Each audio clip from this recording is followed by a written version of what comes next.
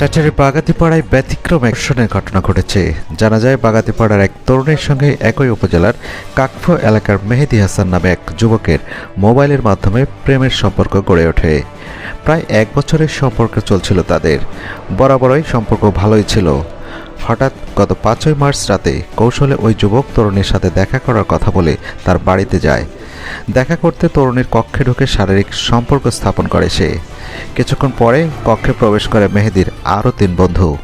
তাদের কাছে মেহেদীর সঙ্গে তরুণীর শারীরিক সম্পর্কের ভিডিও আছে বলে মেহেদীর উপস্থিতিতেই ওই তরুণীর সঙ্গে পালাক্রমে শারীরিক সম্পর্ক স্থাপন করে তারাও। পরে ভুক্তভোগীর মুখ বন্ধ রাখতে বিয়ে করার আশ্বাস দেয় মেহেদী। কিন্তু ঘটনার পর তরুণীর সঙ্গে আর যোগাযোগ রাখেনি সে। বাধ্য হয়ে মঙ্গলবার থানায় 4 জনকে আসামি করে মামলা দায়ের করে ভুক্তভোগী ওই তরুণী। এই ঘটনায় পুলিশ গতকাল বিকেলে সিংড়া উপজেলার খেজুরতলা এলাকার এক থাই গ্লাসের দোকান থেকে 3 জন এবং রাতে বাগাতিপাড়ার হাটদোল গ্রাম থেকে একজনকে গ্রেপ্তার করে।